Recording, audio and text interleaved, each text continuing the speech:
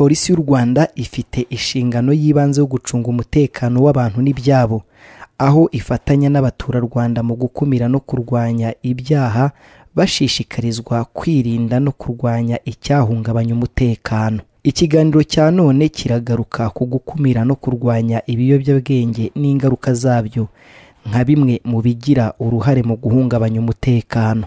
Ibiyobyabwenge bigira ingaruka kubikwirakwiza, ubicuruza, ubikoresha n'abandi, zikagira no ku gihugu muri rusange. Bigabanyijemo ibice bitatu: ibiyobyabwenge bihambaye, ibikomeye n'ibyoroheje.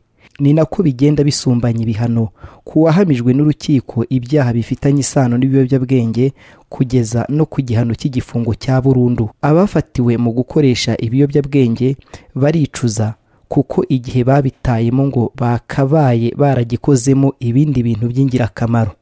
Bamwe mu bo twasanze mu bigo bifasha bikanita ku bakoresha ibiyobyabwenge basobanura ko izina ryabyo ubwaryo riburira abantu, bityo ko ubikoresha birangira agaragaye nk'uwayobya ubwenge. Bashimangira ko ibiyobyabwenge bidasogongerwa, bityo ko buri wese akwiye kubyamaganira kure kuko byangiza ahazaza h'umuntu n'ah'igihugu. Ikiyobyabwenge ni ikintu icyo ari cyo cyose gishaka kugera mu mubiri, kikaba cyaguhindura imitekerereze, kikaba gishaka gutuma ukora ibintu mu buryo budakwiriye bw'umuntu uri normal. Ni ukuvuga ngo buri wese aba afite impamvu zagiye zibimutera, ariko njyewe nigarutseho nabitewe n'inshuti mbi zatumye menya ibyo bintu, bigatuma nanjye mbinyweye, bigatuma ngeraho bimbata, nkaba ndi kugeza aho mbimbata yabyo.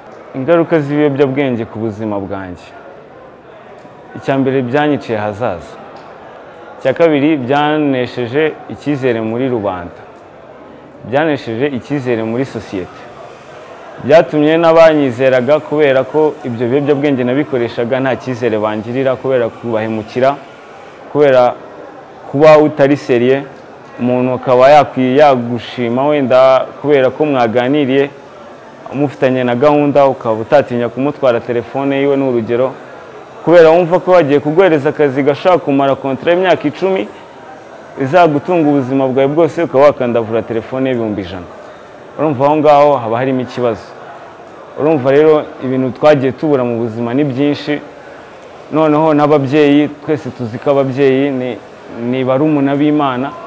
Urumva iyo ufite ikibazo cy'umubyeyi atakwishimiye, atagize gute, urumva nta hantu wagera.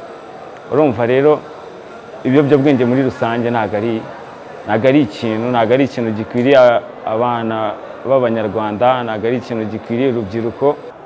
Ndicuza ibintu byinshi, kuko kuba mpagaze hano ndi gutanga ubuhamya ntago ari ko byagakwiriye kugenda. Nagakwiriye kuba mpagaze hano ndi kuvuga ibintu byiza nagezeho nka bagenzi banjye, nkaba ndi kuvuga imigabo n'imigambi mfite, nkaba ndi no kuvuga intambwe imwe nateye ngera ku yindi mu rundi rubyiruko urwo ari rwo rwose. Ariko nkaba ndi imbere yanyu ndi kuvuga ibi by'ibiyobyabwenge kubera ko byambase, kandi ntago ariko byagakwiriye. Ibiyobyabwenge urumva nyine ni ukuyoba ubwenge.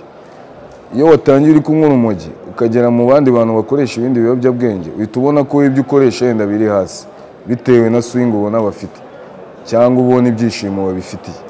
Nawe ukagira amatsiko nk'umuntu akabagareka nusheho ndebe. Kwa gutushaho ikintu kikagenda kikakurusha imbaraga mpaka ukabimbata yacyo, ukabyisangamo mbene uko nguko. Njyewe nicuza n'ibintu byinshi, kubera ko muri famiye yanjye dusigaye turi babiri nta mu Rwanda. Nakabaye kuba mfite ibintu byinshi ndi gukora, cyane ko nawe iyo turi kumwe tuba tunabiganira. Bambwira ati wakabaye kuba ari wowe utwara nk'izi modoka, wenda urugero, yakabaye ari we wicaye muri iri duka, wakari n'abacuruzi, wakabaye kuba uri umuntu w'umugabo wicara tukavana ibintu Dubai tukabigeza hano ukabicuruza. Bagiye bampa amafaranga menshi yo gushaka visa nkayarya, bakampa amafaranga yo gushaka passport kujya kuri immigration bikananira. Mbese ibiyobyabwenge byanyangirije ubuzima ibintu byinshi cyane. Iyo unyweye mugo nyinshi igukururira taki, temple, bakunda kuzita temple. Irazigukururira lost ku buryo wumva ko nta kindi kintu ushobora gukora utayibonye. Gahunda yo kureka ibiyobyabwenge yo ndayifite. Ngomba kubireka kubera ko ubu ngubu ntago ari ubuzima, ntago ibi ngibi ari byo umuntu yahoramo. hari ibintu byinshi byo gukora, hari n'abantu batabinywa kandi bafite ubuzima bufite intego. Umuntu yakwibaza niba uwakoresheje ibiyobyabwenge yabireka agakora ibindi bikorwa by'ingirakamaro. Bamwe mu bahoze bakoresha ibiyobyabwenge nyuma bakaza gufatwa bakigishwa imyuga baraduhamiriza ko babiretse kandi kugeza ubu iterambere bakaba barigeze kure. Baraburira abakiri muri izo ngeso mbi. Yewe mbere yuko tugera ku izina ry'imboni z'impinduka, hari urugero twari turimo, hari n'ibikorwa twakoraga bibi bidahesheje ishema igihugu. Twari inzererezi, dukoresha ibiyobyabwenge, twiba abaturage, duteza umutekano mukeya mu baturage. Polisi y'igihugu iradufata, iratujyana, iratugorora, itwigisha amasomo, itwigisha umwuga. Turangije igihe cyo gupasinga kigeze turataha, dushakirwa akazi k'imirimo y'amaboko turakora. Igihe kigeze polisi y'igihugu idutera inkunga ya $20,000, iratubwira uti mutegure umushinga namwe mushake ikintu mwakora. Twatangiriye ku mwuga w'ubusuderi, tugenda twaguka, tugira n'ababaji. Abaturage muri rusange muri sosiyete basigaye batwibonamo. Ubu ngubu ikintu umuntu aba yicuza ni cya gihe yamaze atakaza wa mwanya, avuga uti se iyo tudatakaza uyu mwanya tugahera kiriya gihe bwo tuba tugeze hehe. Inama ngiye nagira urubyiruko nihereyeho ku giti cyanjye, imbaraga z'ubusore nizo zagagombye gukoreshwa kugira ngo ugire ikintu ugeraho. Inama nabagira rero kugira bafate umwanya bawute muri bya biyobyabwenge, bawute muri ubwo buzererezi, bawushyire mu mashuri, bakaza ingamba, bayoboke ishuri, bayoboke ibikorwa bya leta, nibyo terambere ry'ejo. Hoze nkoresha ibiyobyabwenge birimo heroine na cocaine. Umunsi umwe nzakujya kubinywa cyane biranyica, mba nk'umuntu mbese ubabaye nk'umuntu wabaye nk'umusazi mu mutwe. Nza gufatwa najyana mu kigo ngororamuco, ngororerwayo igihe kingana n'amezi 6. Njya mu myuga, niga y'amezi 6, niga imyuga itandukanye, harimo ububaji, harimo n'ubusuderi. Mvayo nzansubizwa mu buzima busanzwe. Aho nasubirijwe mu buzima busanzwe ndabona ibintu bigenda neza, kuko ya migenzereze mibi nahozemo ntabwo ariyo nasubiyemo. Ubu nkora ibijyanye n'ububaji. Ubwo rero njye nakanguriraga abantu bagikoresha ibiyobyabwenge ko ibiyobyabwenge atari byiza, babireka. N'abakora n'iyo migenzereze mibi bangamira sosiyete nyarwanda, ko ibyo bintu babireka kuko ibyo nta mumaro wabyo na mukeya. Inama nabagira ni ukugira ngo babashe gutekereza neza, babe umusemburo w'abanyarwanda muri rusange. Ubundi njye nabonaga polisi inzira ndimo nkayihindura, ariko ubu turahura tugasuhuzanya tukanaganira n'ikimenyimenyi namwe turi kumwe. Ubwo rero ibyo ni by'agaciro. Mbereho rwose nabonaga umupolisi nkahita mpindura inzira naho nari ngiye nkareka, kugira ngo tudahura akambaza byinshi. N'igihe twahuraga mvuye kwiba umuntu, n'igihe twahuraga ndi kunywa ikiyobyabwenge runaka, cyangwa nshaka kwiba nkavuga ni reka mukwepe narenga ndiba. Ariko ubu turahura tukaganira kubera ko ntacyo nishinga. Nabo noneho kubera ko baza aho bankuye, bagaruka bakaza bakambwira batusigaye ukora, akatwukongerera igishoro. Nicuza igihe natakaje, igihe cyonyine, igihe nicyo nicuza kuko naragitakaje kandi kinini. Ubu nakabashije kuba ndi hejuru, ariko ubu nagiye down. Kugira ngo mfonde life bizangora, ariko ntabwo bizafata umwanya munini kuko bya bindi nabivuyemo.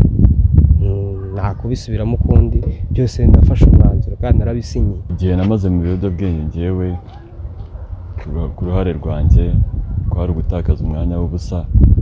Nza kugiwawa mara y'imyaka 2, ndagororwa, nitekerezaho, mfata umwanya wo kuvuga ati reka mpinduke kuko ndi gutakaza igihe kandi ntabwo kizagaruka igihe. Nagiraga inama n'undi muntu wese waba ukibirimo cyangwa ugerageze kubijyamo ko iyi nzira atari nyabagendwa, ko yagarukira aho ngaho kuko nta kintu bizamugezaho, nta terambere, kuko ikibi ntabwo kigeragezwa. Nk'uko umuntu atagerageza kunywa uburozi, nako nabyo bakabifashe, ntutinyuke kuba wabigerageza. Kuko iyo nzira irinjirwa ariko kuyisohoka biba bigoye kandi harimo igihombo kinini ku buzima bw'umuntu. Inzobere mu mitekerereze no mu buvuzi bw'indwara zo mu mutwe zemeza ko uwakoreshaga ibiyobyabwenge ashobora kubireka burundu igihe ari aho adashobora guhurira nabyo. Ikindi ngo ababaye imbata zo gukoresha ibiyobyabwenge ngo bishobora kubatera indwara yo mu mutwe idakira, bityo bakagira inama abantu kubigendera kure kuko bihungabanya ubuzima n'imitekerereze by'ubikoresha. Uyu ni Dr. Rukundo Arthur, inzobere mu buvuzi bw'indwara zo mu mutwe. Gufata ikiyobyabwenge cyangwa ibiyobyabwenge hari igihe bishobora guterwa na groupe. Ugasanga umwana w'umusore cyangwa umukobwa agiye muri groupe akisanga iyo groupe abo bantu bafata ibiyobyabwenge. Niyo mpamvu nk'ababyeyi mu burere batanga ku bana bakagombye kwigisha abana risk. Kamubwira dore nugira inshuti zimeze gutya uzajye wifata gutya, nugira inshuti zimeze gutya itonde. Ku bijyanye n'ubuvuzi, ubuvuzi pe burashoboka. Niyo mpamvu uzasanga nko mu baravurwa pe. Abantu bafite icyo kibazo cyo kuba barabaye imbata cyangwa bakoresha ibiyobyabwenge baravurwa. Ni naho tugomba no gushimira leta yacu, tugomba gushimira guverinoma yacu na Minisante kuba iri kugenda ifungura za rehab, cyo bita rehab centers. Kuko akenshi ni muri rehab niho abantu bameze gutyo bagomba kuvurirwa.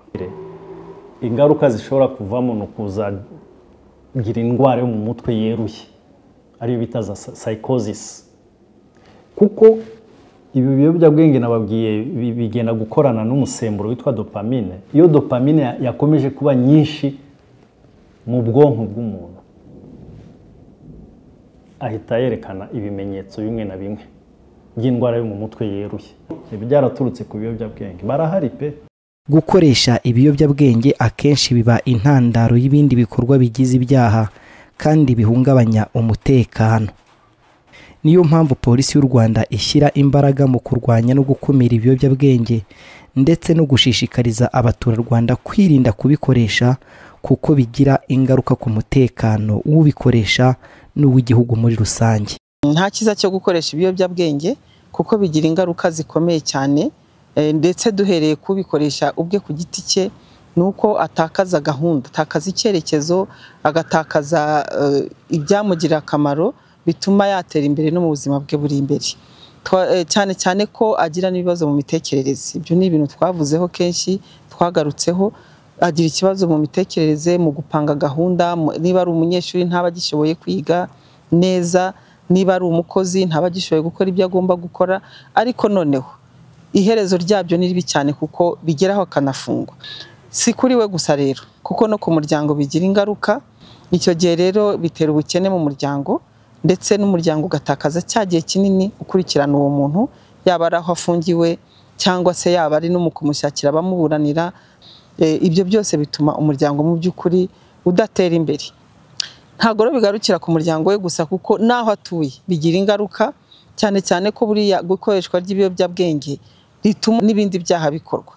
Wa muntu ubikoresha niwe uzasanga arwana n'abandi, niwe uzasanga akoresha n'ibindi, akora n'ibindi bikorwa bibi bitemewe, ahungabanya umutekano aho atuye muri quartier cyangwa no mu mudugudu hose. Ubutumwa rero twahaba dukurikiye cyane cyane abakoresha ibiyobyabwenge nuko kubireka birashoboka.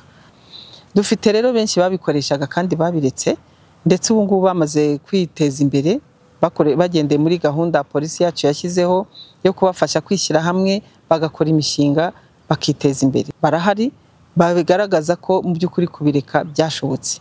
Bikaba rero twabwira abadukurikiye babikoresha ko kubireka bishoboka cyane kandi ukabaho neza.